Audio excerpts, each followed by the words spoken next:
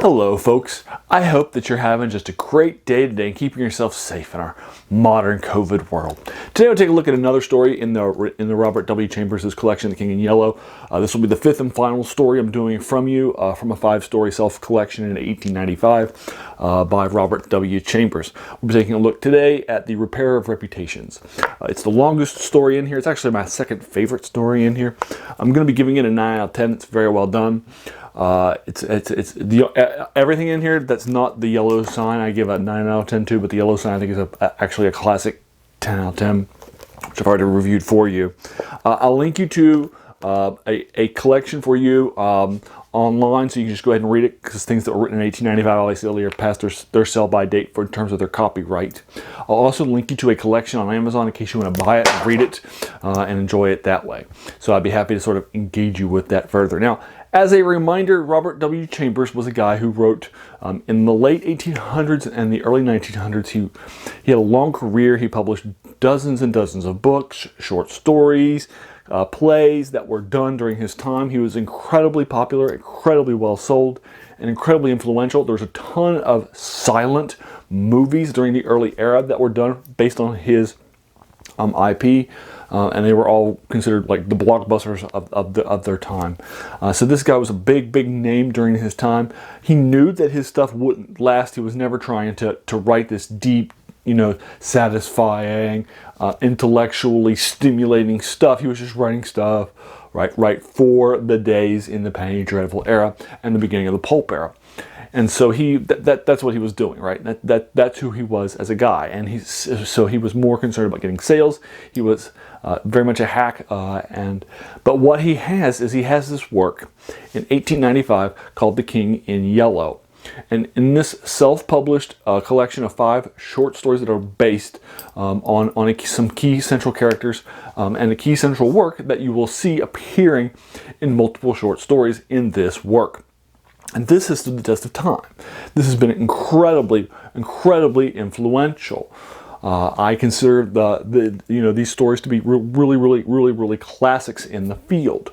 So what I want to do now is take a look at The Repair of Reputations. Now, all of the things that are in The King in Yellow, all the various marks that are in these various books are also in this too. So what's going to end up happening, you're going to be introduced to the central play that is The King in Yellow, which is a play in these short stories, which, if read, will have some incredibly dark reflections on the person who has read them. The person who has read them will be introduced to these sort of arcane knowledge, dark things, and these things will inflict and impact the person who has read them in a very dark way. And you'll see that with several of these different stories that we've already talked about. You'll also see it here too. Our protagonist will mention that while he's at an insane asylum, he is going to have read The King in Yellow while he was convalescing there during 4 years. And after he gets out, it's going to impact him in a lot of major ways. And he was trying to put down The King in Yellow after one act and thinking this is probably not healthy for me. And then the book fell open to the first page of the second act, and he saw the first words, and he was just hooked on The King in Yellow. It's also considered this great work of art by the artist, and so for those people that seek that sort of a darker, eldritch art, there is a refined art to The King in Yellow, the play. So what we'll take, so that is it's set in Carcosa, which was created by Ambrose Bierce. It'll talk about Lake Hali. There's a King in Yellow. He has a pallid mask, which will be referred to in a couple of places. And so what we'll find up happening is that our protagonist in this short story, he starts out and he will be talking about his time when he was in convalescence for 4 years.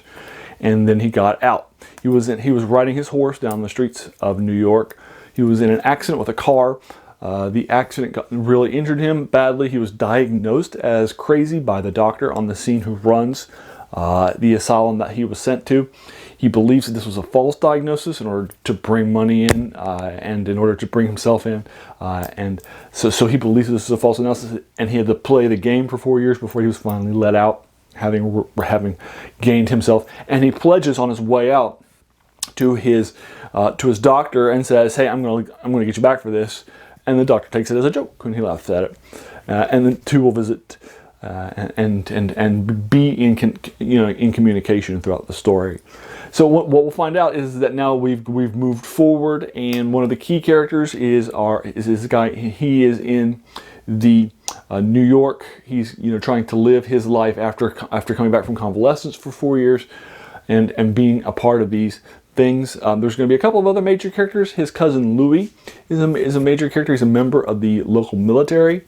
Now this story is set in 1920. It was written in 1895, so it's actually set 25 years in the future, but it actually feels like it's set 100 years in the past when it comes to its technology. There aren't a whole lot of guns, tanks.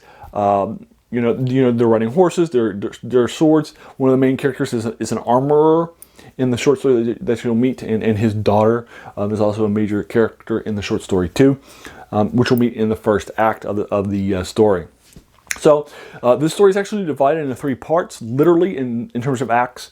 You can read one at a time. They're each about 10 or 11 pages long. So if you want to divide up the 31-page short story into 3 acts, you certainly can do that. There's a lot of things that are involved with it.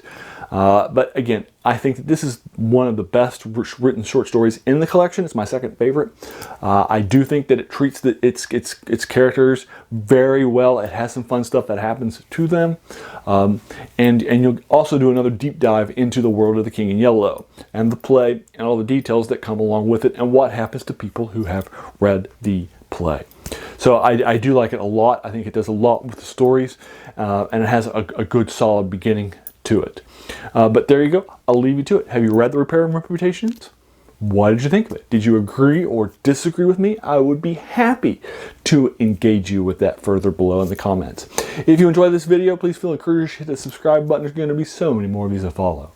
And finally, hey, I just want to thank you for taking some time out of your day and watching my videos. We all have so many things happening in our lives, right? So the fact that you spent this time with me is incredibly humbling, and I really appreciate it. So thanks again, and have a great day.